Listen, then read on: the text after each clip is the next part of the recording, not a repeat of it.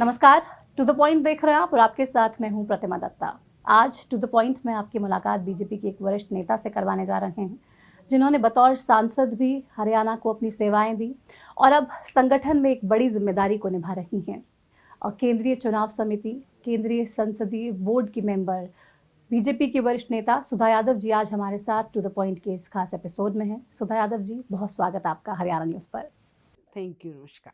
मोदी जी की core team में आजकल उनके साथ बड़ी जिम्मेदारी पर आप हैं।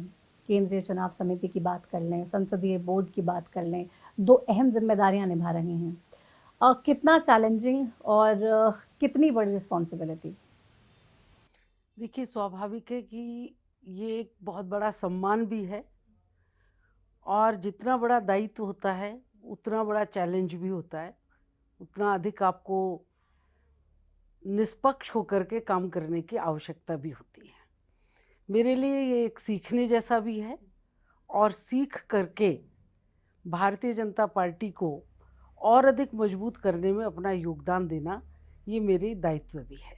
तो आजकल इसी काम में मैं लगी हुई हूँ और निश्चित रूप से भारतीय जनता पार्टी जिसने ऊंचाइयों को छुआ है वो और आगे बढ़े, इसके निमित्त हम काम कर रहे हैं। ऐसे संगठन में हैं आप जो पूरे देश में जिस पार्टी का संगठन सबसे बड़ा और सबसे मजबूत है, उस संगठन की कोर टीम में रहना, सबसे पहले तो आपका चयन होना, यही बहुत बड़ी बात होती है, और उस जिम्मेदारी को बखूबी निभाना भी। दोनों चीज़ों को पैरेलल लेकर आगे बढ़ना, फिर उसके बाद आपके जो वोटर्स हैं, आपके जो तमाम पार्टी के दूसरे नेता हैं, उनसे भी बहुत ज़्यादा उम्मीदें रहती है। उनको रहता है कि नहीं, अभी सुधा यादव जी हैं तो हरियाणा के नेताओं के लिए क्या स्पेस होगी, हमारे लिए क्या बेहतर कर पाएंगी, तो वो ज़्यादा चुनौती लगता है।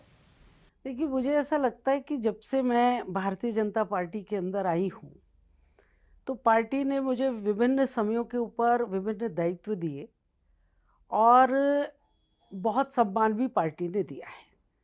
भारतीय जनता पार्टी एक ऐसा दल है जिसके अंदर दायित्व समय समय पर बदलते रहते हैं और जो इस भी व्यक्ति को और जिस भी कार्यकर्ता को दायित्व मिलता है वो अपने दायित्व के निर्वहन में लग जाता है, और जब दायित्व नहीं भी रहता तो भी भारतीय जनता पार्टी का कार्यकर्ता डेडिकेशन के साथ में काम करता है।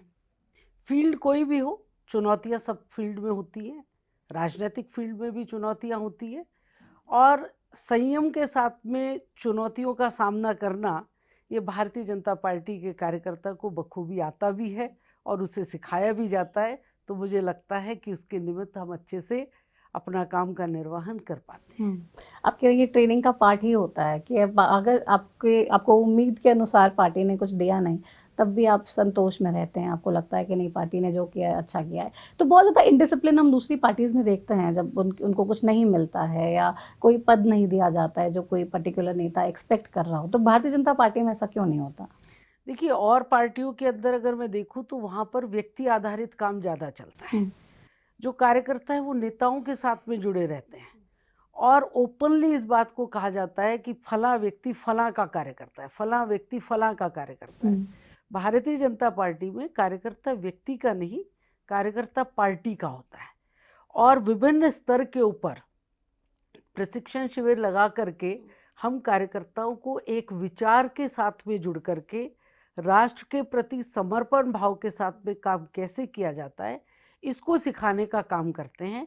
और इसीलिए हम सब ने देखा है, आपने भी इस बात को महसूस किया होगा कि जब भारतीय जनता पार्टी सत्ता में नहीं भी थी तब भी लोग ये कहा करते थे कि ये भारतीय जनता पार्टी का कार्यकर्ता है। वो कभी विचलित नहीं हुआ, कभी उसके मन में ये भाव नहीं आया कि ये दल तो सत्ता में आएगा नहीं, मैं इसमें काम क्यों करता रहूं, क्योंकि वो एक विचार के साथ में जुड़ा, वो राष्ट्रवाद के भाव के साथ में जुड़ा।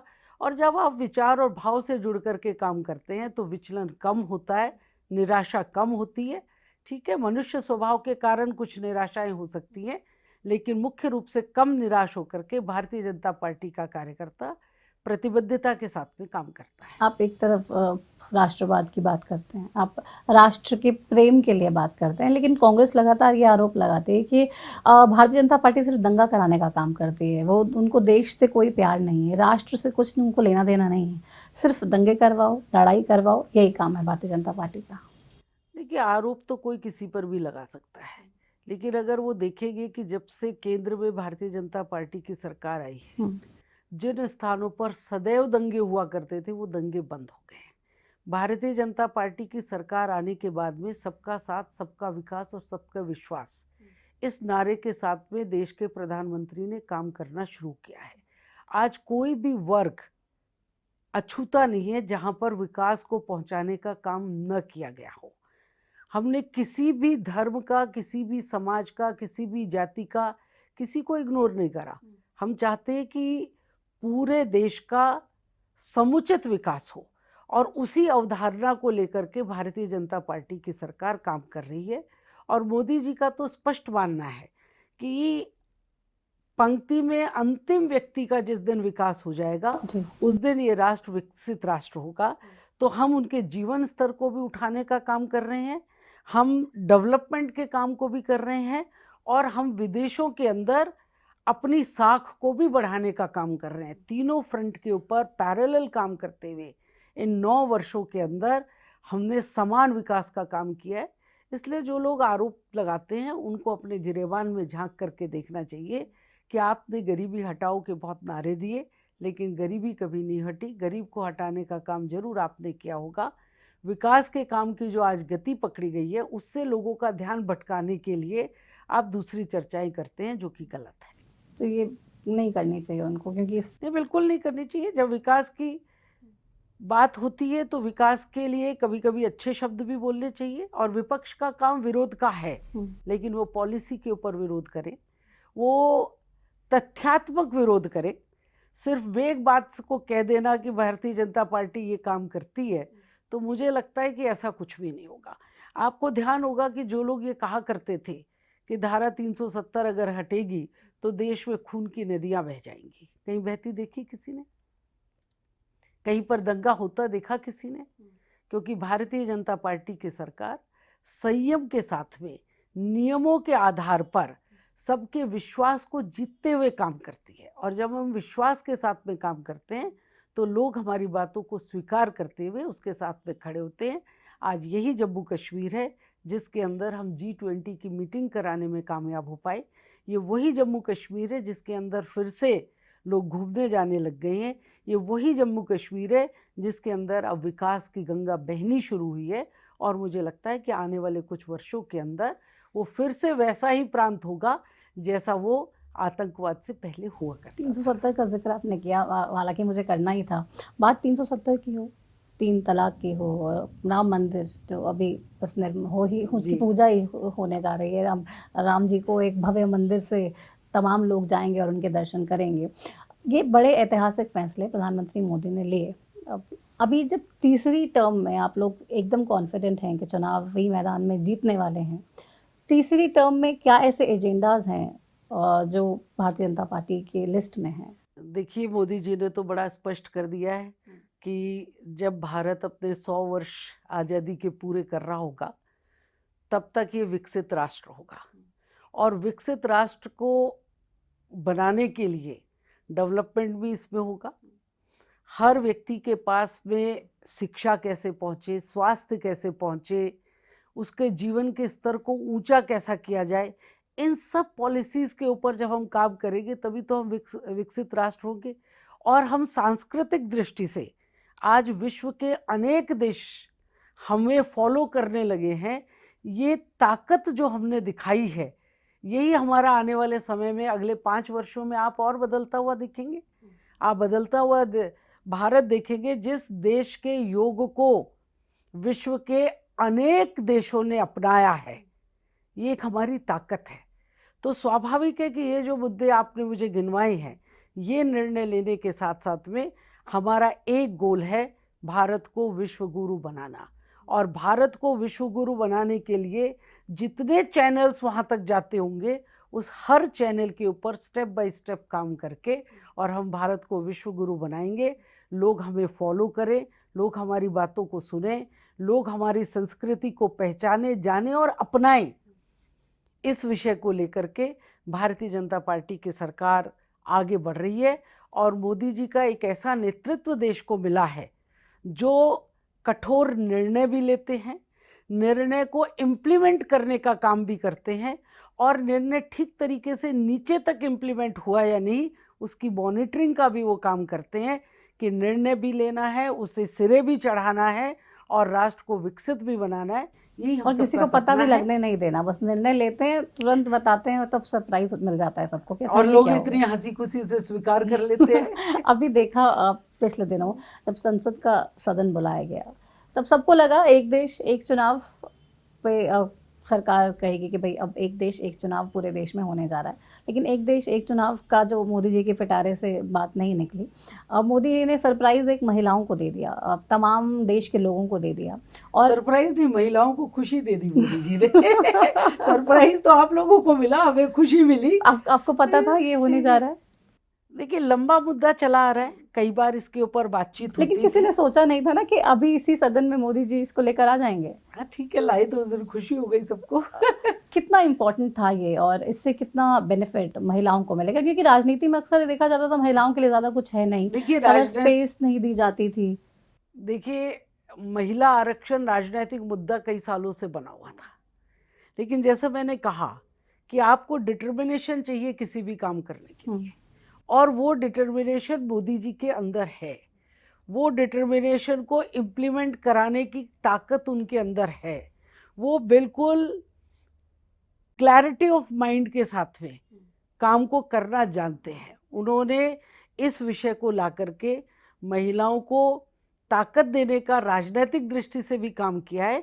लेकिन उससे पहले मैं ये कहना चाहूँगी कि अगर आप उनकी 2014 से लेकर के आज तक की सरकारों को देखें तो उन्होंने महिलाओं को आगे बढ़ाने के अनेक निर्णय लिए हैं। फौज के अंदर महिलाओं का जाना, फाइटर प्लेन्स का महिलाओं का उड़ाना, जिन कॉरपोरेट्स के अंदर महिलाएं काम करती हैं, जहां डायरेक्टर महिलाएं हैं, जो स्टार्टअप्स चालू हुए हैं, उनको उन स्टार्टअप्स के अंदर ज़्यादा फंडिंग महिलाओं को देना। ऐसा कौन सा फ्रंट है बॉर्डर सिक्योरिटी फोर्स के अंदर महिलाएं बॉर्डर के ऊपर जाकर के गार्ड करें? और आप वो अमृतसर वाला बाघा बॉर्डर को अगर देखेंगे तो आज वो शाम की जो परेड होती है उसमें भी महिलाएं जो हमारी कांस्टेबल या अधिकारी हैं वो वहाँ पर पहुँची हैं। तो हर फील्ड के अंदर उन्होंने महिलाओं को अवसर देने का काम किया है, उनकी क्षमताओं को उभारने का काम दिया है, और जब अवसर मिला है तो महिलाओं ने अपने आप को प्रूव करके और सबसे पहले तो बेटियों को बचाने का जो प्लान था वो हरियाणा से शुरू हुआ। आज वो रेशो भी बदला है। और अब जब उनको लगा कि महिलाओं ने अपनी क्षमताओं को ईमानदारी के साथ में दिखाया है तो उन्होंने अब राजनीतिक क्षेत्र में भी महिलाएं आई, उनका भी प्रतिनिधित्व हमारी लोकसभा और विधानसभा के अंदर हो, उनके भी विचारों की सुनवाई इस देश के अंदर हो। वो इस बिल को लेकर के आए और सर्वसम्मति से इस बिल को वो पास कराने में कामयाब हुए हैं। महिलाएं तो उनकी आभारी हैं ही हैं, लेकिन ये देश भी आने वाले समय में इस बात का कृतज्ञ जरूर होगा कि जो समानता की बात हम करा करते थे वो समानता मोदी जी ने दी है, और इस समानता के माध्यम से ही राष्ट्र विकसित राष्ट्र। विपक्ष को तो ये बात भी रास नहीं आ रही है। वो कह रहे हैं कि ये तो हमारा ही प्लान था, हमने तो करना था ये, अब मोदी जी अचानक से लेकर आ गए, अगर लेकर आए तो अभी से लागू कर देते, इंतजार क्यों कर रहे हैं? देखिए, मुझे विपक्ष की कुछ बातें समझ में नहीं आती हैं। मैंने उनके पार्लियामेंट के भाषण को सुना, जो आपने कहा यही उन्होंने कहा कि हमारा प्लान था। 10 साल आप थे, आपने अपने प्लान को अमली जामा क्यों नहीं पहनाया? पहला प्रश्न तो आपसे यही उठता है। दूसरा प्रश्न उन्होंने एक और रखा, पार्लियामेंट की स्पीच के अंदर रखा कि भाई मोदी जी जो है 2024 में लागू नहीं करेंगे और ये तो बाद में लागू करेंगे। तो इसका मतलब उन्होंने स्वीकार कर लिया कि बाद में भी हम ही आ रहे हैं, वो आ ही नहीं रहे हैं। आप लोकसभा के पटल पर अगर विपक्ष के नेता ये कहने लग जाएं कि मोदी जी 2024 में इस आरक्षण को लागू नहीं करेंगे और ये 29 वाले में लागू करेंगे, तो उन्होंने देश की जनता को बता दिया कि भाई हम खाली विरोध के लिए विरोध कर रहे हैं, चुनकर तो यही लोग आने वाले हैं और सरकार इन्हीं की बनने वाली। तो कंपटीशन 2024 में किसी को नहीं देख रहे हैं आप? मुझे नहीं दिखाई देता। तो इंडिया नहीं देता, क्योंकि कोई सकारात्मक काम उनका दिखाई नहीं देता, कोई सकारात्मक विजन दिखाई नहीं देता। वो कैसा भारत बनाना चाहते हैं ये दृष्टि उनकी दिखाई नहीं देती है। पब्लिक के बीच में, जनता के बीच में उनको एक दिखाना पड़ेगा कि भाई वो क्या चाहते हैं, इस देश में क्या लाना चाहते हैं, ये वो दिखा नहीं पा रहे हैं। और हम ये दिखा भी पा रहे हैं, हमने करके भी दिखाया है, और हमारा विजन स्पष्ट है कि विकसित भारत होगा, विश्व गुरु हमको बनाना है, सारे चैनल्स को हमें आगे बढ़ाते हुए और अपने देश की प्रभुता को आगे बढ़ाना है। ये हमारा क्लैरिटी है। तो लोग क्लैरिटी के साथ में तो जाते उनकी हैं, भी तो confusion के क्लैरिटी साथ है ना, थोड़ी जाते इंडिया हैं। में तमाम दल आ गए हैं और कह रहे हैं कि इंडिया के बैनर तले हम मोदी जी को फाइट उनके करने देश के वाले लिए कोई क्लैरिटी नहीं है। नहीं है। उनकी क्लैरिटी है कि मैं अपने राज्य में अपने अस्तित्व को कैसे बचाऊं। वो अपने अस्तित्व की लड़ाई के लिए एक साथ आ रहे हैं। उनकी क्लैरिटी तो यहाँ है, अस्तित्व बचाने की लड़ाई अपनी है, देश आगे बढ़ाने की लड़ाई किसी की भी नहीं है। और जब आप देश की बात नहीं करोगे, सिर्फ व्यक्तिगत अपनी बात करोगे, तो ये देश कभी भी स्वीकार नहीं करता है। ये हम सब लोग जानते हैं। और इसलिए 2024 के अंदर भारतीय जनता पार्टी अपने सहयोगियों के साथ में पूर्ण बहुमत की सरकार बना करके पुनः सत्ता में आई। और 2024 के लोकसभा चुनाव में तो भी समय है, लेकिन अभी 5 राज्यों के चुनाव हैं। क्या लगता है कितनी तैयारी आपकी पार्टी की, और रिजल्ट्स क्या उम्मीद जो है पार्टी की वही आ पाएंगे या फिर उससे विपरीत? देखिए, 3 राज्यों में तो मेरा जहाँ खुद का जाना हुआ है, वहाँ पर मुझे लगता है कि स्थितियाँ बहुत अच्छी हैं। और 2 स्थानों पर मेरा जाना नहीं हो पाया, इसलिए मैं डायरेक्ट नहीं कह सकती।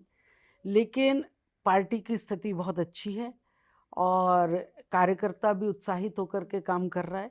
और भारतीय जनता पार्टी एक ऐसा दल है जो सरकार में होने के बावजूद भी अपने संगठन को सदैव मजबूत करता रहता है, सरकार और संगठन के बीच का समन्वय भी बना करके रखता है, और सरकार की योजनाएं नीचे तक कैसे पहुँचे, इसमें सरकार पार्टी भी अपना योगदान देती रहती है।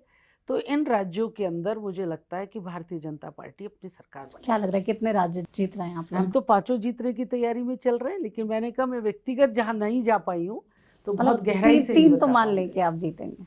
मैं 5 जीतने का दावा, जो हम औरों से फीडबैक लेते हैं अपने कार्यकर्ताओं से, वो 5 राज्यों की बात करते हैं। लोकसभा और विधानसभा दोनों चुनावों में आप कितना अंतर देखते हैं, और भारतीय जनता पार्टी का वोटर ज़्यादा लोकसभा में साथ है बीजेपी के या फिर विधानसभाओं में भी?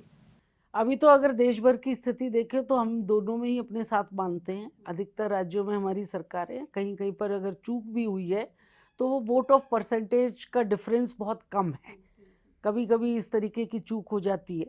तो क्योंकि ज़्यादातर राज्यों में भारतीय जनता पार्टी की सरकार है, भारतीय जनता पार्टी का वोट परसेंटेज बढ़ता जा रहा है, तो मुझे लगता है कि केंद्र और राज्य दोनों के लिए लोग डबल इंजन की सरकार कह लीजिए या मोदी जी के नेतृत्व को कह लीजिए, उसके साथ में खड़ा होना चाहते हैं, साथ में ही रहना चाहते साथ में हैं। अब महिला आरक्षण तो चलिए बाद में लागू होगा, अब महिलाएं के लिए कौन सी सीट्स आरक्षित होती हैं, वो कहाँ से चुनाव लड़ती हैं, बात की बात है। लेकिन अभी पार्टी ने क्या महिलाओं को आगे बढ़ाने के लिए स्पेस ज़्यादा दी है?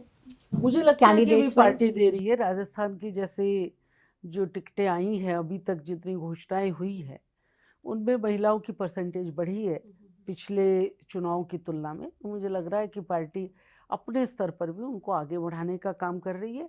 और भारतीय जनता पार्टी ने तो बहुत पहले ही संगठन में 33% महिलाओं को आरक्षण दे करके संगठन के काम में उनको इन्वॉल्व कर लिया था।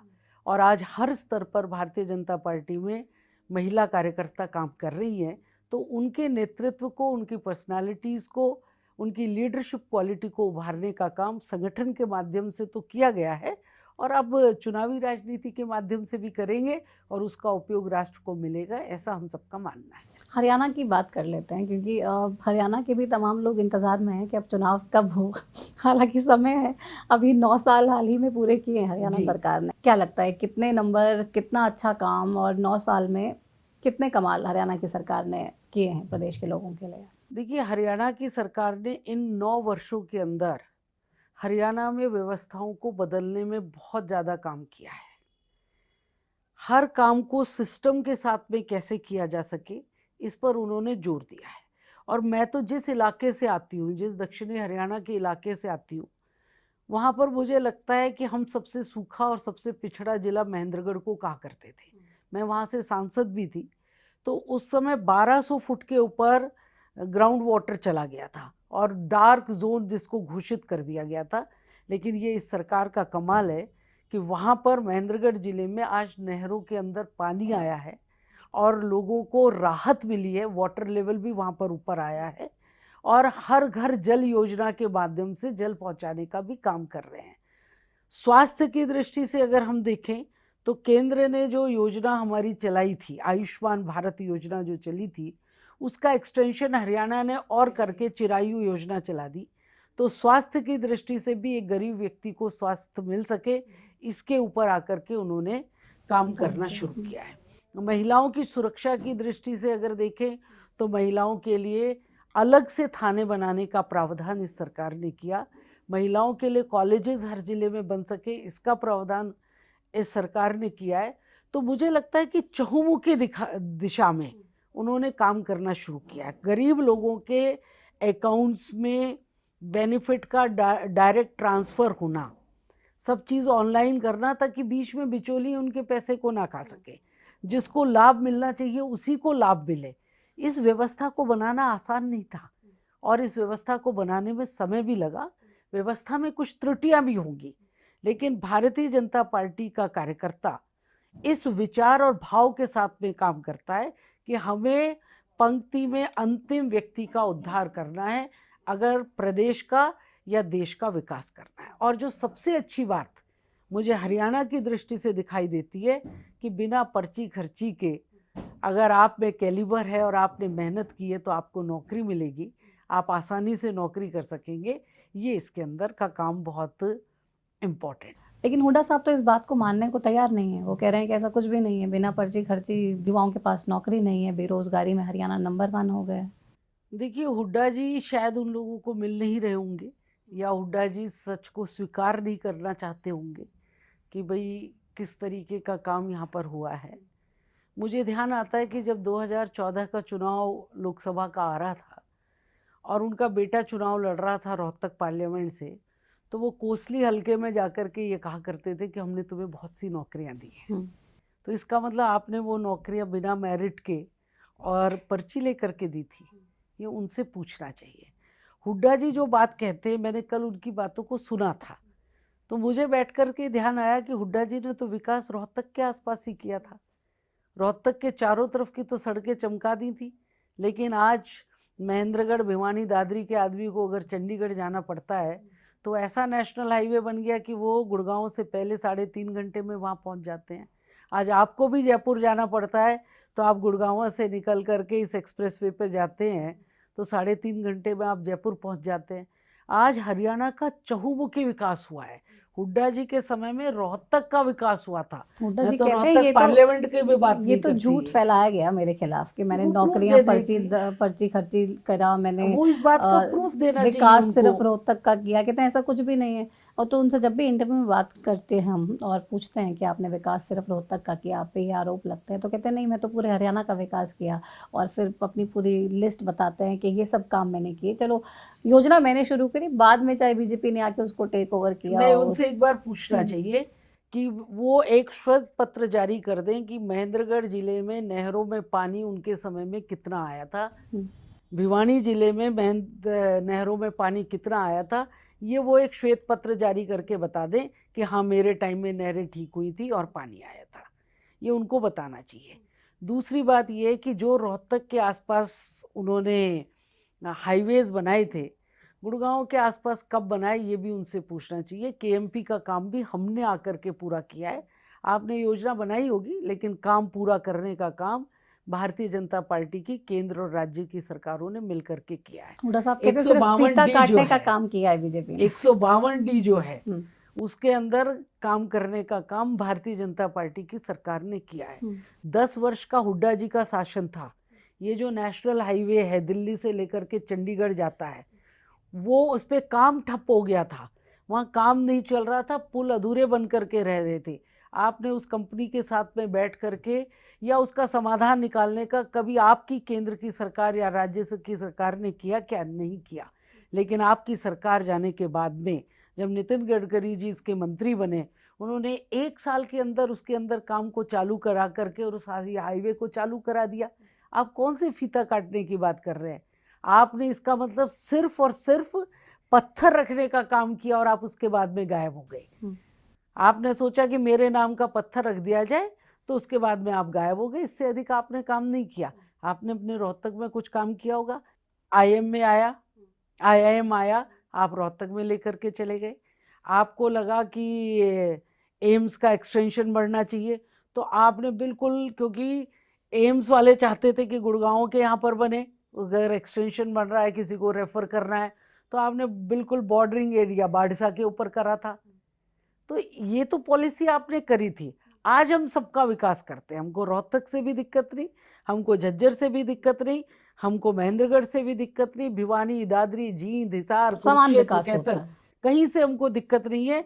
जहाँ जैसी आवश्यकता है, जहाँ जैसी रिक्वायरमेंट है, भारतीय जनता पार्टी की सरकार वही काम करती आपने है। कहा डिजिटलाइजेशन से लोगों को बहुत ज़्यादा फ़ायदा हो रहा है, और हालांकि थोड़ा दिक्कतों का सामना भी करना पड़ता है कभी कभी, लेकिन ज़्यादा इसका फ़ायदा है।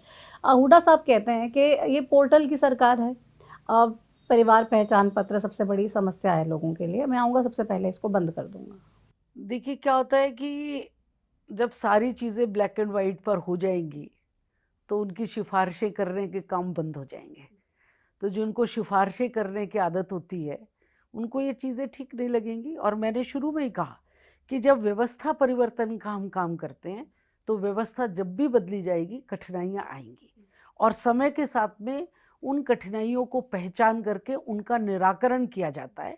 अगर आज सब चीज़ें पोर्टल के माध्यम से होने लग जाएं, एक क्लिक के साथ में ट्रांसफ़र होता है, तो ना किसी की सिफारिश है, न लेना है, न देना है। तो इस तरीके के काम जब होने लग जाते हैं, तो वो चीज़ें उनको रास नहीं आती, उनकी सरकार इससे नहीं चलती है, इसलिए वो कहते हैं कि मैं बंद कर दूंगा। लेकिन मुझे लगता है कि भारतीय जनता पार्टी की सरकार सकारात्मक भाव के साथ में, समान विकास के साथ में काम करती लेकिन है। हमारे पास भी लोग आते हैं, बताते हैं अपनी शिकायतें और अपनी परेशानियां, और ये कहते हैं कि हमें दिक्कत आती है, कभी पोर्टल चलता नहीं है, कभी सर्वर डाउन होता है, इसको इस्तेमाल कैसे करना है। अब किसानों को भी अपनी पूरी फसल का ब्यौरा उसमें लगाना है, बताना है, और थोड़ा मुश्किल तो होता है ये, और समझने के लिए और तमाम चीज़ों उस पर अपलोड करने के लिए। फिर कभी सर्वर और इस सब की दिक्कतें, परेशानियां भी हैं, और लोगों को जब परेशानी होती है तो उनको लगता है कि ये चीज़ गलत है। आपको लगता है कि ये चुनावों में जो नाराजगी इन चीज़ों को लेके कहीं ना कहीं वोटर्स में हो या हरियाणा के लोगों में हो, उसका एक इम्पैक्ट, एक बैड इम्पैक्ट पार्टी को वोट्स के तौर पर पड़ेगा? मुझे ऐसा लगता नहीं है, क्योंकि देखिए हर चीज़ की समस्या होती है। जिस समय हम जनधन के अकाउंट खोल रहे थे, तो वे विपक्ष कहता था कि जीरो बैलेंस के ऊपर अकाउंट का क्या करेंगे, और ये तो सिर्फ एक दिखावा मात्र है। लेकिन उसी जीरो बैलेंस के अकाउंट में इस कोरोना काल के अंदर में लाभार्थी के पास में सीधे पैसे पहुंचाने का काम किया। जब पूरे विश्व के अंदर इतनी बड़ी त्रासदी आई, तो भारत के अंदर हम उसको समेटने में कामयाब हो पाए। हम कहते हैं डिजिटलाइजेशन से हमको दिक्कत होती है, स्वाभाविक है, नए काम में परेशानी होगी। लेकिन कोरोना काल के अंदर जब 3 साल तक बच्चे ऑनलाइन पढ़ाई कर रहे थे, नहीं था संसाधन, फिर भी ऑनलाइन पढ़ाई कर रहे थे, तो उन्होंने उस चीज़ को स्वीकार करा, और परिवारों ने भी उसको स्वीकार करके आगे बढ़ाया। आज आपको कभी भी डिजिटल तरीके से कहीं पर भी किसी को पढ़ाना होगा, वर्क फ्रॉम होम का भी नया ट्रेंड तो कोरोना की वो वजह से आप पे आया। चल गया। इसके बाद वर्क फ्रॉम होम आ गया। जिन लोगों को कल्पना नहीं थी कि घर में बैठ करके हम कोई काम कर सकते हैं, वो काम होने शुरू हो गए। ऐसे ही इसका होगा कि आज कठिनाई लग रही है, लेकिन 3 साल बाद हम ये खुद कहने लग जाएंगे कि अरे घर बैठ करके सारे बिल चले जाए। आज बिजली के बिल तो ऑनलाइन डिपॉजिट होने लग रहे हैं, उसमें 5% कमियां होंगी, 10% कमियां होगी, लेकिन 90% आदमी तो उसको ठीक करने में, घर बैठ करके ऑनलाइन बिल को पेमेंट करने में लगा हुआ है। तो मुझे लगता है कि इसके करेक्शंस हो जाएंगे, और करेक्शंस होने के बाद भी ये चीज़ें ठीक हो जाएंगी, क्योंकि जिंदगी बहुत आसान हो गई है। आप देखिए आजकल हाँ कैश स्वाभाविक है। ट्रांजैक्शंस कितनी ज्यादा कम हो गई हैं। शुरू शुरू बिल्कुल, में यूपीआई और गूगल पे और ये तमाम तरह की चीजों बड़े से बड़े देश इस बात को आज तक नहीं समझ पा रहे हैं कि हिंदुस्तान के अंदर इस तरीके का ट्रांजैक्शन होने लग रहा है। एक सब्जी बेचने वाला आदमी, एक घर में काम करने वाली आपके मेड जो होती है, जो कभी स्कूल भी नहीं गए होंगे, वो भी आज आपका ऑनलाइन मनी ट्रांजैक्शन करने लग रहे हैं। मुझे तो पता चलता है कि आप किसी दुकान पे जाओ तो 10 रुपए का नोट इसलिए नहीं होता क्योंकि लोग पेटीएम करके चले आते हैं। तो लोगों ने स्वीकार कर लिया ना, और सहजता से, सरलता से। जिस दिन ये आया था कि ऑनलाइन पैसों का ट्रांजैक्शन करना है, आपको और हमको भी घबराहट हुई होगी, लेकिन आज तो सामान्य व्यक्ति, छोटे से छोटा व्यक्ति, एक मोची बैठा हुआ है, उसने भी पेटीएम का अपना बोर्ड रखा हुआ है, आप पॉलिश कराइए, पेटीएम करके चले जाइए। तो सुविधाएं तो हैं, इन सुविधाओं को सकारात्मक रूप में लेकर के चलेंगे तो आसान बट ये लगने जरूरी है लगेगी। डिजिटलाइजेशन। ये बहुत जरूरी है। कठिनाइयां जरूर है, लेकिन कठिनाइयों का निराकरण समय रहते होता जाएगा।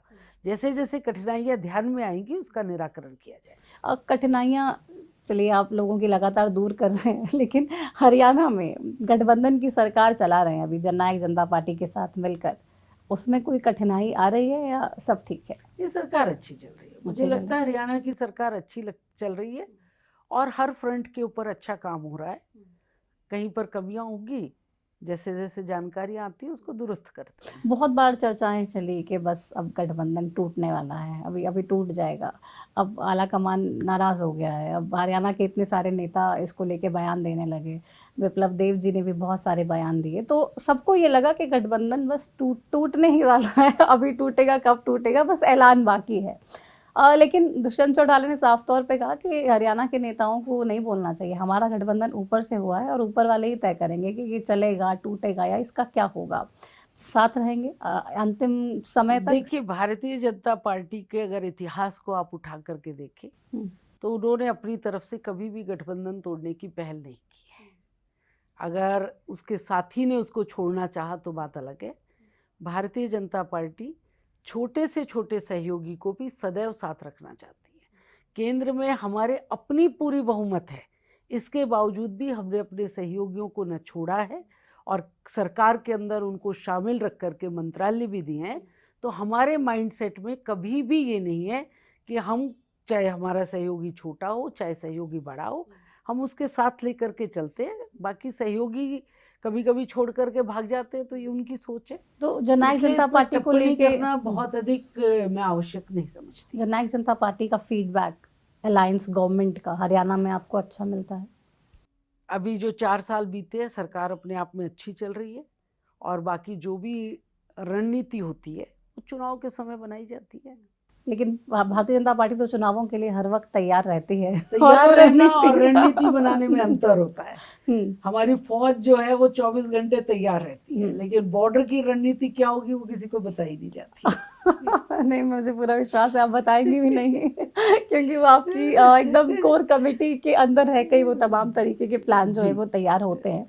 लेकिन हरियाणा में बहुत से नेताओं का, बीजेपी के खुद के ही नेताओं का ये कहना कि अब टूटने वाला है या नाराजगी जाहिर करना, आपको लगता है ठीक है या फिर? नाराजगी तो परिवार में भी होती रहती है, नाराजगी तो एक दल के अंदर भी होती रहती है, इसलिए मैं उन चीज़ों को बहुत बड़ा मानती भी नहीं, बहुत तवज्जो भी नहीं देती। इस तरीके की नाराजगियाँ चलती रहती है, लेकिन एक प्लेटफॉर्म पे बैठ करके हम लोग काम करते हैं और हरियाणा की जनता के लिए काम करते हैं। चौधरी बीरेंद्र सिंह भी लगातार ये कहते हैं कि भाई अगर इनको साथ में रखा तो अब हम नहीं रहेंगे, आखिरी फैसला उन्होंने कर लिया है। ये उनका व्यक्तिगत फैसला होगा और राजनीति में व्यक्तिगत रिश्ते नाते इनका कोई लेना देना नहीं होता, इसलिए अगर वो इसको व्यक्ति के ऊपर लेकर के जाते हैं तो ये उनकी अपनी सोच हो सकती है। और मुझे लगता है कि राजनीति का कोई भी निर्णय व्यक्तिगत नहीं होता, राजनीति का निर्णय संगठन के आधार पर और समाज के कल्याण के लिए होता है। तो आपसे मिले कभी इस संदर्भ में बातचीत हुई? नहीं, मुझसे कोई बातचीत, आपसे इस संदर्भ में कोई बातचीत नहीं हुई। तो अगर जाते हैं या पार्टी मनाने की कोशिश करेगी या फिर जो फैसला होगा वो पार्टी को स्वीकार होगा? देखिए, मैं बहुत हाइपोथेटिकल चीज़ें सोचती नहीं हूँ, आज मैं जीने पर विश्वास करती हूँ। समय आने पर जो निर्णय पार्टी करेगी और जिस तरीके की परिस्थितियाँ होंगी उसी के आधार पर करेंगे। सुधा जी, 2019 का चुनाव था, बड़े मंत्रियों के टिकट काट दी थी, फिर जो मंत्री चुनावी मैदान में उतरे ऑलमोस्ट सब हार गए। क्या रीज़न रहा और अब 2024 के लिए उससे सबक लेते हुए कुछ रणनीति पार्टी की स्पेशल बनाई हो? हाँ, पार्टी अपनी तैयारियां कर रही है और उसी रणनीति के निमित्त अभी पार्टी ने पन्ना प्रमुख तक का सम्मेलन करा है। हमने अपने संगठन को और नीचे तक मजबूत करने का काम किया है और पहली पार्टी ऐसी होगी हरियाणा में जिसने बूथ से नीचे जा कर के पन्ना तक लोगों को संपर्क करके उनके सम्मेलन को करके अपनी स्ट्रेंथ को बढ़ाने का काम किया है। कहीं ना कहीं पर हमारी स्ट्रेंथ में कमी रही होगी जिसकी वजह से हमारी सीटें घट करके 40 पर आ गई थी, तो उस ताकत को हमने दोबारा बढ़ाने का काम ऑलमोस्ट पूरी कैबिनेट का हार जाना, ऑलमोस्ट तो मैं नहीं कह सकती, लेकिन हाँ कुछ लोगों का हार जाना उस समय की। मतलब 2 मेजर की तो टिकट काट दी थी पार्टी ने, बाकी सब हार गए थे। विद साहब भी थे जो विधानसभा में पहुंचे। तो अभी लाइक मुख्यमंत्री जी भी थे। मुख्यमंत्री जी तो थे ही, चलिए उनका उनका तो मैं जिक्र नहीं करी, कैबिनेट मंत्रियों का जिक्र मैंने किया। नहीं, कंवरपाल जी भी थे जो दोबारे पहुंचे।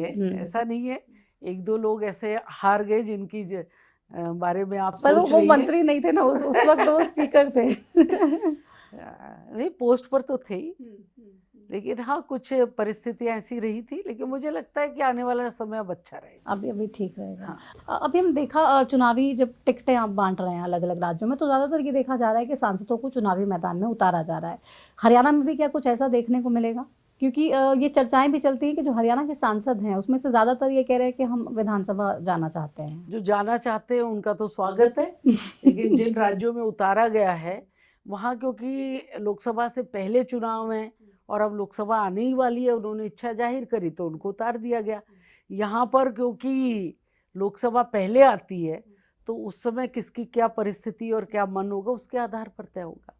10 सीटें लोकसभा की भारतीय जनता पार्टी के पास ही थी। रतनलाल कटारिया जी तो हमारे बीच अभी नहीं हैं और वहाँ उपचुनाव भी नहीं हुआ अभी। अब एक साथ ही चुनाव होगा लोकसभा के। तो अभी क्या लगता है 2024 में ये 10 की 10 सीटों का रिकॉर्ड लोकसभा हम 10 की आपके 10 पास रिपीट रहेगा? करेंगे। रिपीट करेंगे। 10 की 10 सीटें लोकसभा के अंदर जीतेंगे। और 10 जो आप कह रहे हैं ये लोग- अब नहीं होगा ये? क्या चीज? 10 सीटें दोबारा से भारतीय जनता पार्टी का जीतना ये अब नहीं संभव? ये हुड्डा जी कह रहे होंगे। अच्छा, हुड्डा जी को उनका अपना आकलन होगा ऐसा, लेकिन मुझे नहीं लगता है। हुड्डा जी भी अपने बेटे को लड़ाने की भी हिम्मत नहीं कर पाएंगे, ये मेरा मानना है। सबको लगता है वो भी नहीं लड़ पाएंगे? मुझे नहीं लगता कि वो लड़ा पाएंगे। भारतीय जनता पार्टी 10 की 10 सीटें जीती। सुधा यादव जी कहाँ से लड़ेंगी?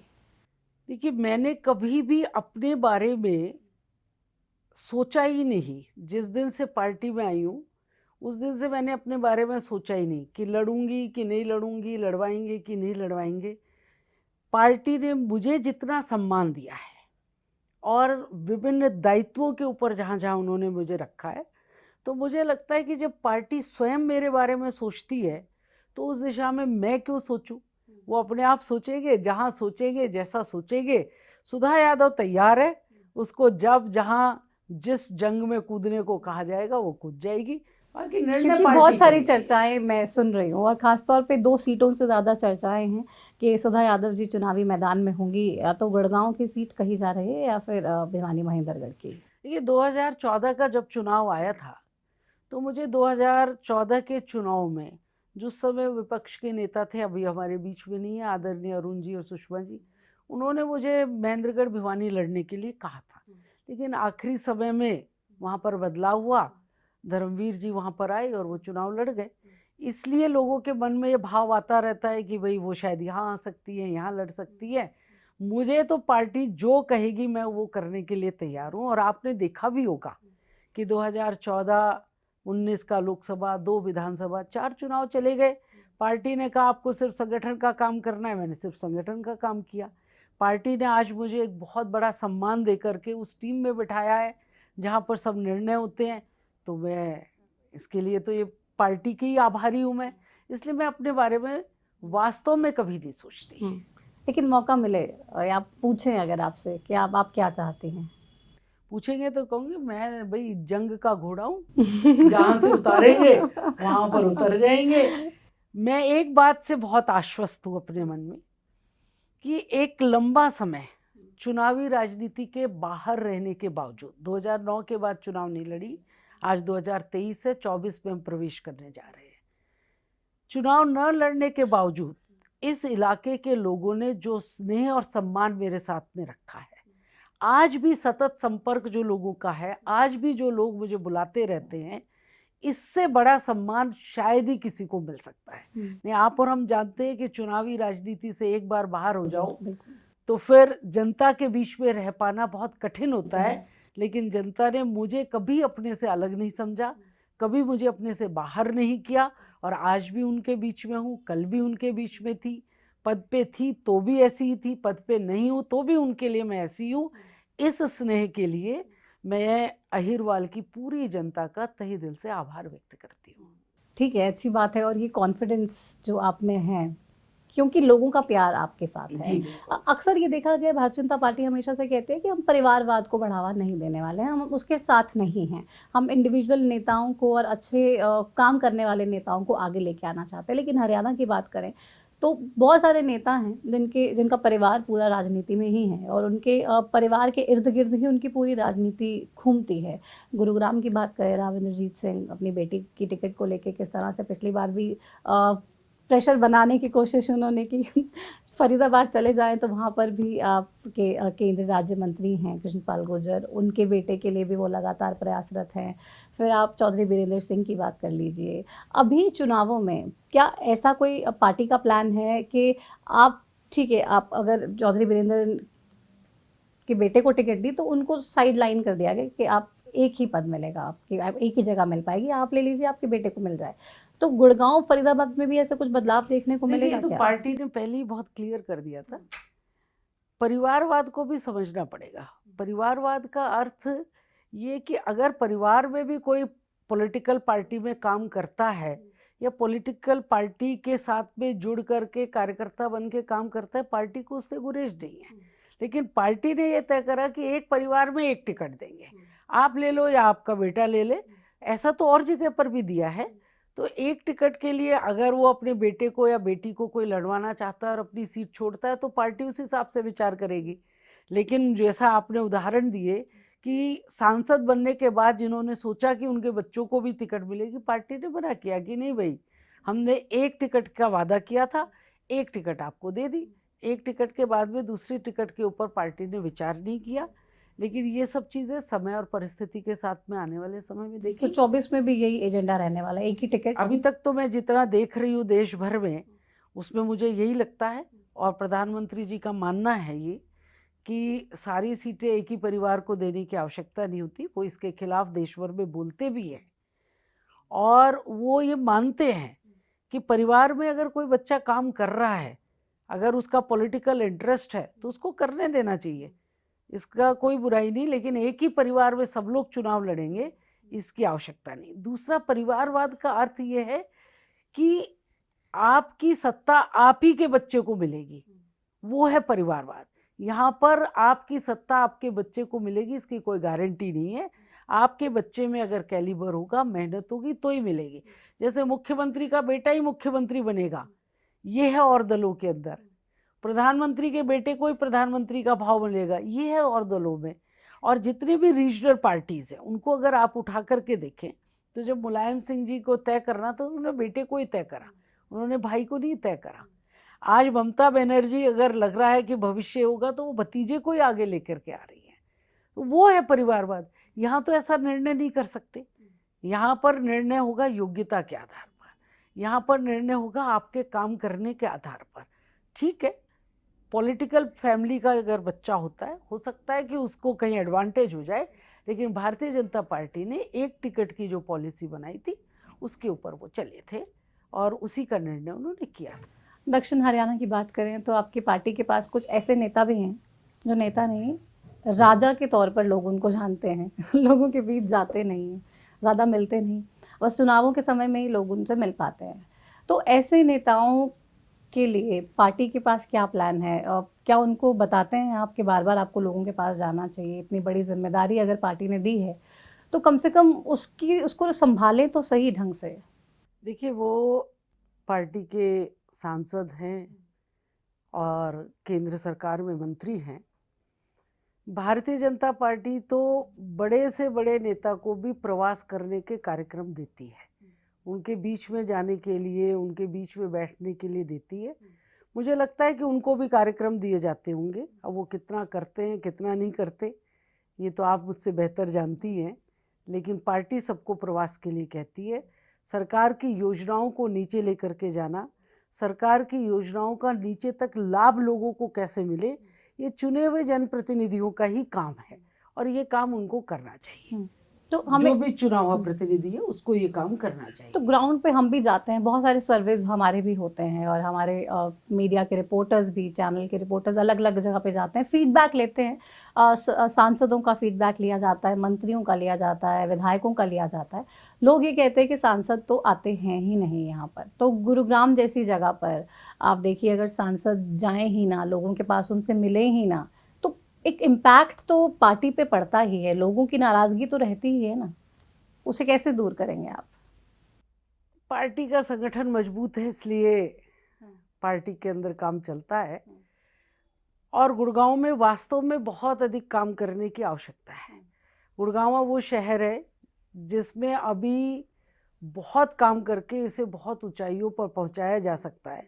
और मुझे लगता है कि इसका संज्ञान, पार्टी इसका संज्ञान ले भी रही है और हमें गुड़गांव में काम करने की आवश्यकता है और गुड़गांव को बहुत आगे लेकर के जाने की आवश्यकता है। पार्टी हर स्तर के ऊपर अपने चुने हुए प्रतिनिधियों को बार बार इन बातों के लिए आगाह करती रहती है, बाकी निर्णय उनका है। आप कह रहे हैं पार्टी बार बार आगाह करती है कि सही डायरेक्शन में तमाम जो लोग हैं, चुने हुए प्रतिनिधि हैं, वो काम करें, लेकिन अक्सर हम ये देख रहे हैं, चर्चाएं भी काफ़ी सुन रहे हैं कि राव इंद्रजीत पार्टी को आंख दिखा रहे हैं आजकल। किसी के स्वभाव को बदलना आसान नहीं होता, ये उनका स्वभाव है। जिस दल में वो रहते हैं वहाँ पर कहते तो वो ये हैं कि वो बेबाकी से अपनी बात रखते हैं, लेकिन मुझे लगता है कि सरकार के साथ में और संगठन के साथ में मिलकर के ज़्यादा चलने की आवश्यकता होती है। और आंख दिखाना तो मैं इसे नहीं कह सकती कि वो आंख दिखाते हैं। ग्राउंड पे तो लोग यही कहते हैं कि आंख दिखा रहे हैं भारतीय जनता पार्टी को। नहीं, बिना पार्टी के उनका अस्तित्व नहीं है। किसी भी व्यक्ति का अस्तित्व बिना पार्टी के नहीं होता और उनका भी अस्तित्व नहीं रहेगा अगर वो पार्टी को आंख दिखा करके कहीं पर जाते हैं। तो दोनों के बीच में सामंजस्य बनाना उनका दायित्व है। तो मूल रूप से तो कांग्रेसी थे, भारतीय जनता पार्टी ज्वाइन कर ली, तो क्या भारतीय जनता पार्टी के रंग में अच्छे से ढल नहीं पाए राव इंद्रजीत? 9 साल हो गए उनको पार्टी में आए हुए। पार्टी ने भी प्रयास किया, कुछ प्रयास इसने भी किया है। मुझे लगता है कि उनके साथ में जो लोग पार्टी के अंदर उस समय आए थे, उनको और अधिक अपने आप को पार्टी में समायोजित करने का प्रयास करना चाहिए, पार्टी के विचारधारों को समझना चाहिए और पार्टी के साथ में जुट करके काम करना चाहिए। तो इससे पार्टी का और जनाधार बड़ा होगा, ऐसा मेरा मानना है। सुधा जी, हम अक्सर ये देखते हैं, क्योंकि तमाम लोग ये बात कहते हैं, आज भारतीय जनता पार्टी को मोदी जी हैं तो किसी और की ज़रूरत नहीं है। मोदी जी हैं तो कोई दिक्कत नहीं है, लोकसभा में भी कोई दिक्कत नहीं है, विधानसभा में भी हर जगह पे चीज़ें स्मूथ है, क्योंकि मोदी जी हैं और लोगों को मोदी जी चाहिए।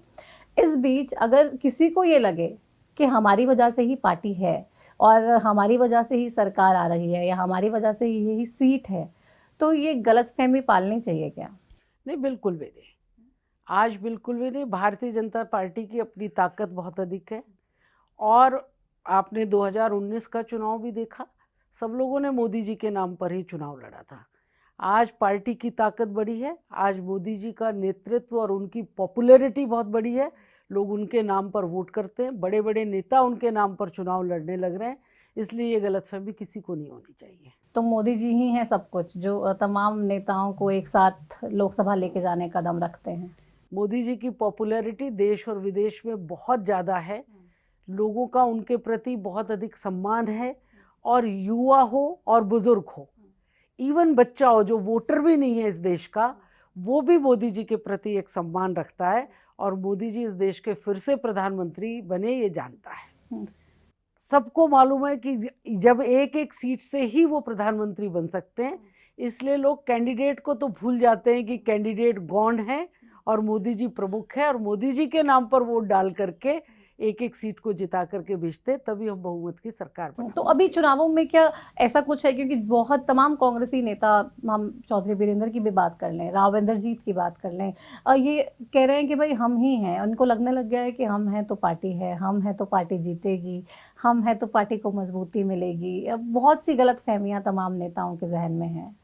नहीं, देखिए, जितने लोग होते हैं सबका मिलकर के ही पार्टी मजबूत होती है, एक व्यक्ति से नहीं होती, एक व्यक्ति के जाने से भी नहीं होती, एक व्यक्ति के आने से भी नहीं। लेकिन पार्टी को कुछ ना समझना, लेकिन और ये समझना पार्टी सारी पावर के अंदर हमें। जब लोग आते हैं, परिवार जब बड़ा होता है तो ताकत बढ़ती है।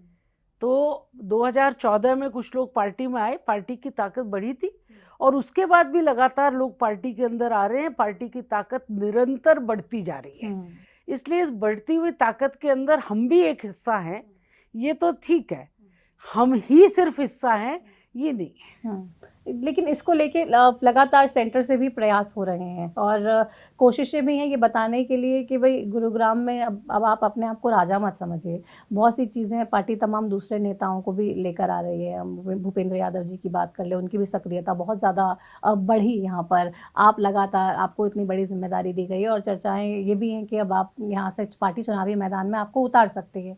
तो क्या प्लान है? अभी से ही आप बता रहे हैं कि आप ये मत समझिए कि सब कुछ आपके हाथ में है। पार्टी के डिसिप्लिन में रह के काम करेंगे तो चीज़ें होंगी, अगर डिसिप्लिन में नहीं रहेंगे तो पार्टी कुछ भी फैसला लेगी। देखिए, पार्टी, भारतीय जनता पार्टी, कोई भी नेता किसी भी दल से हमारे पास में आता है उसको अपने साथ में समायोजित करके काम करती है, उसको भगाने का कभी काम नहीं करती। ये उसके विवेक पर निर्भर करता है कि वो पार्टी को कितना स्वीकार करता है, कितना स्वीकार नहीं करता। लेकिन हम सबको स्वीकार करके अपने साथ समायोजित करके काम करते हैं। आपने भूपेंद्र जी का जिक्र किया। भूपेंद्र जी भारतीय जनता पार्टी के एक कार्यकर्ता रहे हैं, उन्होंने लंबा समय संगठन का काम किया है और पार्टी ने आज उनको भी अहम जिम्मेवारी दी है, वो भी अपने दायित्व का निर्वहन कर रहे हैं। मुझे जिम्मेवारी दी है, मैं भी अपने दायित्व का निर्वहन कर रही हूँ। उनको सांसद बना करके मंत्री बनाया है, उनको भी अपनी जिम्मेवारी का निर्वहन करना है। और मुझे लगता है कि जिस दल में एक ही समाज के हमारे जैसे 3 लोग एक साथ अगर बैठेंगे तो वहाँ पार्टी कैसे हार सकती है। इसलिए हम ये सोचें कि मेरी वजह से पार्टी है या उसकी वजह से पार्टी है, मुझे इससे ऐसा नहीं लगता। हम सबकी वजह से पार्टी है और हम सब पार्टी की वजह से है। बिना पार्टी के हमारा अस्तित्व नहीं है और पार्टी ने हमारा अस्तित्व बनाया है। अब पार्टी को यहाँ पर खड़े रखना हमारा दायित्व है। मैं ये बात मानती हूँ। आप ये मानती हैं, लेकिन दूसरे नेताओं को क्या ये बात समझ में आती है? क्योंकि एक बार टिकट दी, आपको सांसद बना दिया, आप जीत गए, अगली बार टिकट नहीं दी तो नेता तो आंख दिखाने लग जाता है, उसको लगता है कि मैं ही सब कुछ हूँ।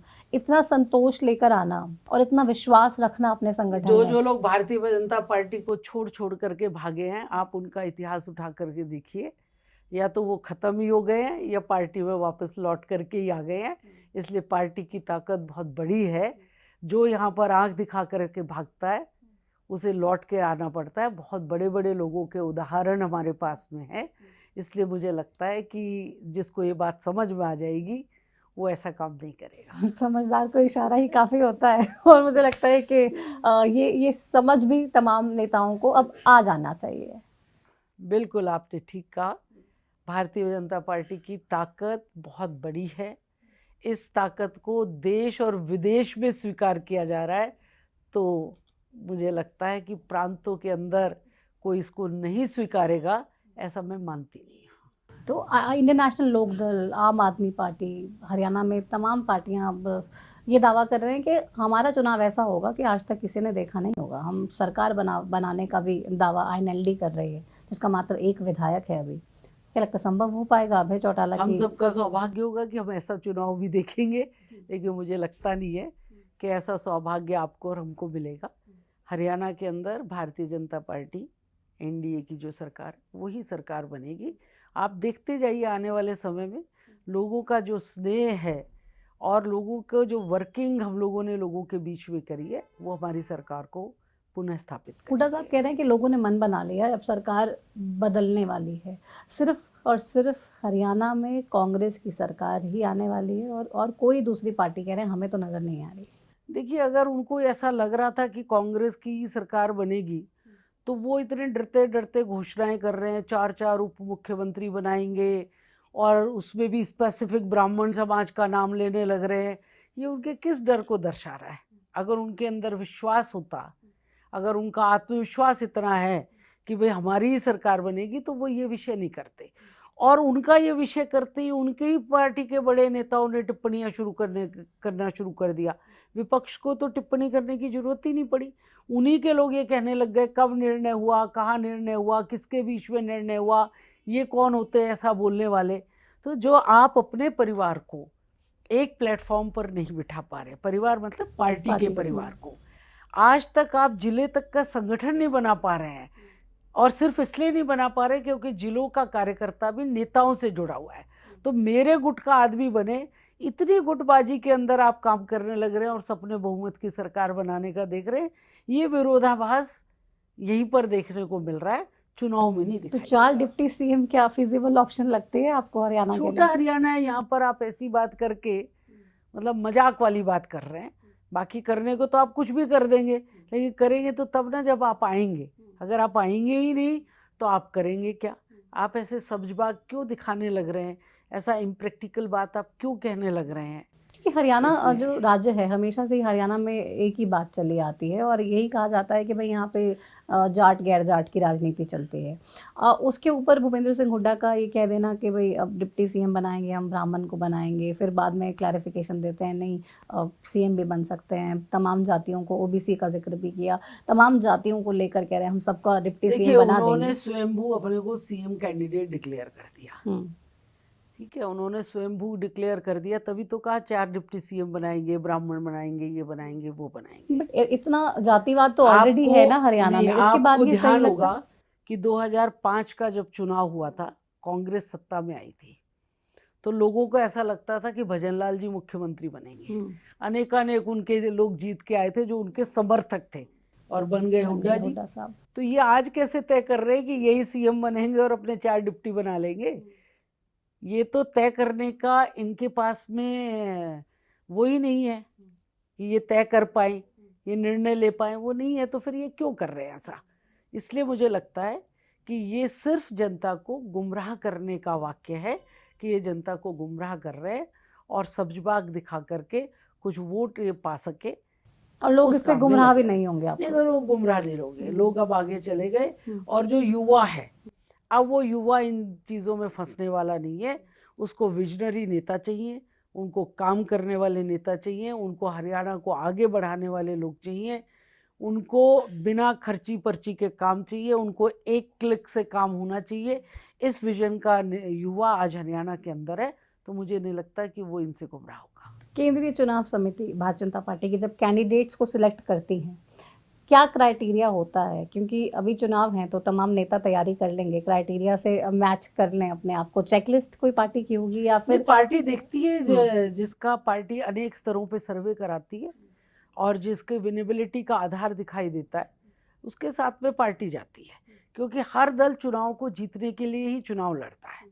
बहुत लोग पार्टी के मैदान में काम करते हैं, कुछ की स्वीकार्यता ज़्यादा हो जाती है, कुछ की स्वीकार्यता कम हो जाती है, और इसी स्वीकार्यता के आधार पर मुझे लगता है 99% पार्टी उसी के आधार पर अभी तक काम करती आई है। कहीं एक आधे वो हो सकता है कि खामियां उसमें तो रह जो गई बीजेपी के नेता इंतजार कर रहे हैं उनको टिकट मिलेगी तो उनको ये देखना चाहिए कि हाँ, आपकी उनको जमीन पे काम करना स्वीकार्यता चाहिए। कितनी है ग्राउंड पे। बिल्कुल, उनको जमीन पर काम करना चाहिए। वो अपना भी काम करें और पार्टी का भी काम करें। पार्टी को आगे बढ़ाने का काम करेंगे तो उनका भी ग्राफ आगे बढ़ेगा। और कोई भी व्यक्ति अकेला संपूर्ण नहीं है, पार्टी के साथ में खड़ा होगा, संगठन के साथ में खड़ा होगा, तो निश्चित रूप से उसको सफलता भी मिलती है। और डेडिकेशन के साथ में कार्यकर्ताओं को काम करना चाहिए, बाकी पार्टी के शीर्ष नेतृत्व पे छोड़ना चाहिए और कुछ अपने भाग्य पर। आप बैठेंगे कमेटी में तो तमाम नेताओं को इतना तो आश्वस्त करेंगी कि आप अगर अच्छा काम कर रहे हैं, आपकी ग्राउंड में रिपोर्ट बहुत अच्छी है और आप जीतेंगे ही, तो आप डेफिनेटली उनको आगे लेके जाने की देखिए, कोशिश मैं अभी करेंगे। चुनाव समिति के नाते विभिन्न प्रांतों के लोग बहुत अधिक मुझसे मिलने आए, लोगों ने अपने बायोडाटा भी दिए। मैंने उन सबको ये समझाया कि अपने ज़मीन पर काम करिए, ज़मीन पर अगर काम होगा और आपका काम बोलेगा तो निश्चित रूप से आपको टिकट मिलेगी, किसी सिफारिश की आपको आवश्यकता नहीं पड़ेगी और जीत भी तभी होगी। अगर ज़मीन पर काम नहीं होगा, खाली टिकट होगी, तो भी जीत नहीं होती है, ये मिलेगी। और दूसरा, मैंने उनको ये भी कहा कि मन ये बना करके जाइए कि अगर मेरे को टिकट नहीं भी मिली तो भी मुझे पार्टी के जिस कार्यकर्ता को टिकट मिलेगी उसी के लिए काम करना है। क्योंकि जिस दल में हम टिकट मांगते हैं, जिस दल में रह करके हम विधायक बनने का दावा करते हैं, जिस दल में रह करके हम सांसद बनने का दावा करते हैं, अगर उसी दल का हम विरोध करने के लिए खड़े हो जाएंगे तो इसका मतलब आपका डेडिकेशन फॉर दी पार्टी नहीं है, आप संगठन के कार्यकर्ता नहीं हैं। तो अपना मन इस बात के लिए तैयार करिए कि टिकट मांगना मेरा हक है, टिकट मुझे तब मिलेगी जब मैं ज़मीन पर काम करूंगा और मेरा सर्वे बोलेगा। और तीसरा बात यह है कि अगर संगठन मुझे चुनाव किसी कारण से नहीं लड़ा पाता है तो मैं संगठन में जिस कार्यकर्ता को टिकट मिलेगी उसके साथ में मिलकर के काम करूंगा। तो आप भारतीय जनता पार्टी के सच्चे सिपाही हैं। आपके काम को संगठन समझेगा, जानेगा, पहचानेगा और निश्चित रूप से उसको जो ड्यू प्लेस मिलना चाहिए वो आपको मिलेगा। मैं सबको यही कहती हूँ। अच्छा, मोदी जी बहुत मेहनत करते हैं, दिन रात काम करते हैं देश के लिए, लेकिन जब टिकटें बांटने का समय होता है तो क्या प्रभारी हैं, फिर आपके सीएम हैं, फिर अन्य जो कमेटी के मेंबर्स हैं, वो सब तो बैठते ही हैं, तो मोदी जी को क्या सब नेताओं के बारे में पता होता है इन पर्सन, या फिर लाइक कमेटी के मेंबर्स ब्रीफ करते हैं? ये क्या प्रोसेस कैसा रहता है? देखिए, किसी दिन आप मुझसे इस विषय पर लंबी चर्चा करेंगे तो मुझे बताने का अवसर मिलेगा कि मेहनत की पराकाष्ठा अगर कहीं पर देखनी है तो देश के यशस्वी प्रधानमंत्री नरेंद्र भाई मोदी की देखनी चाहिए। उतनी अधिक मेहनत शायद कोई कर पाता है। हम लोग उनसे बहुत सीखने का भी प्रयास करते हैं, लेकिन वहाँ तक नहीं पहुँच पाते। और मैं आश्चर्यजनक बात बताती हूँ आपको कि उन्होंने संगठन में जितना लंबे समय तक काम किया है, आज किसी भी प्रांत के अंदर जब चुनाव समिति की मीटिंग होती है तो वो उन पुराने लोगों के नाम याद करते हैं कि आज वो क्या कर रहे हैं, उनका स्वास्थ्य कैसा है, वो कैसे हैं, वो उनसे चर्चा हो गई कि नहीं हो गई। अच्छा। और मुझे लगता है कि अगर 200 सीटें राजस्थान के अंदर बंटनी है तो वो 200 लोगों के नाम को जानते हैं। अच्छा। कभी कोई कॉपी किताब लेकर के या वो खोल करके नहीं बैठते और एक एक चीज को वो जानते अच्छा, हैं। मोदी जी को वो सब कब जानते हैं। अध्ययन करते हैं, कब इन चीजों की फीडबैक लेते हैं, ये मैं नहीं जानती, लेकिन जिस तरीके से वो एक एक सीट के ऊपर उनको पता होता है, ये हम सबके लिए आश्चर्य का और सीखने का काम है। और उनका विश्वास अपने नेताओं पर है, बहुत अधिक उनका इंटरफेयर नहीं, उनका बहुत विश्वास अपने नेताओं पर है। वो मेहनत की पराकाष्ठा है और वो सबसे मेहनत की अपेक्षा करते हैं। ऐसे व्यक्तित्व के बारे में तो एक अलग इंटरव्यू होना चाहिए। और राजनीति में भी इस राजनीति में साथ ही वो आपको लेकर आए हैं, है जी। ना? तो उनका सपोर्ट कैसा रहा आपके लिए, आपकी राजनीतिक करियर के लिए, और आज तक वो सपोर्ट आपके साथ है? उन्होंने मुझे एक चीज़, जो शुरू में मैं आई थी क्योंकि मैं नॉन पॉलिटिकल बैकग्राउंड की थी, तो मुझे उन्होंने एक बात कही थी। उसके बाद तो वो क्योंकि गुजरात के मुख्यमंत्री बन करके चले गए थे, उन्होंने मुझे एक बात कही थी, सुधा जी, संगठन ने आपको टिकट दे करके सांसद बनाया है, अब आपका जीवन जनता और संगठन के लिए है, इसमें आप ईमानदारी से काम करना और किसी भी कार्यकर्ता के लिए तेरा मेरा कुछ नहीं है। संगठन में कौन अध्यक्ष बनेगा, कौन नहीं बनेगा, इनसे आप दूर हो जाना। संगठन जिसको बना दे उसे स्वीकार कर लेना। और भारतीय जनता पार्टी में अध्यक्षीय प्रणाली है, तो जो अध्यक्ष होगा उसके कमांड को मानना हमारा काम है। और मुझे लगता है कि इन 23-24 वर्षों में मैंने उनकी इस बात को एक मूल मंत्र मान करके किया है। मैं कभी भी प्रदेश में कौन अध्यक्ष बनेगा, जिले में कौन अध्यक्ष बनेगा, मंडल में कौन अध्यक्ष बनेगा, टीम में कौन आएगा, इस विषय में अपने आप को इन्वॉल्व नहीं करती। जो व्यक्ति टीम में आ जाता है वो भारतीय जनता पार्टी का कार्यकर्ता है, उसके पास वो दायित्व है, उसके दायित्व के साथ में अपने आप को समायोजित करके मुझे संगठन का काम करना है, मैं इतना ही करती हूँ बस। और इसी बात के साथ आज तक हमेशा आप चल रही हैं? मैं इसी बात के साथ में चल रही हूँ और कोई मेरे पे ये विषय नहीं लगा सकता कि मैंने आउट ऑफ वे जा करके कभी किसी की मदद की। हाँ, जिसके अंदर गुण होता है उसकी बात में, जब हम कोर ग्रुप के अंदर होते हैं तो किसी की अच्छाई को बताना, किसी के बारे में उसकी क्वालिटी को बताना या उसकी क्वालिटी से खुद सीखना, इस विषय की चर्चा मैं ज़रूर करती हूँ। लेकिन किसको क्या देना है या सरकार में भी किसको क्या बनाना है, इस विषय में मैं कोई इंटरफेयर नहीं करती। वो मुख्यमंत्री जी का सोच है कि वो किसको बनाएंगे, वो सरकार चला रहे हैं, उनको उसकी अड़चने भी पड़ता है, उसको उनकी गति भी पता है। ऐसे ही संगठन है, धनखड़ जी चला रहे हैं, धनखड़ जी को टीम बनानी है तो धनखड़ जी ने टीम बनाई, उन्होंने जिसको बना के दे दिया हम उसके जयकारे लगाएंगे। तो तालमेल संगठन सरकार में बराबर है? बराबर, बिल्कुल बिल्कुल बराबर है मुझे।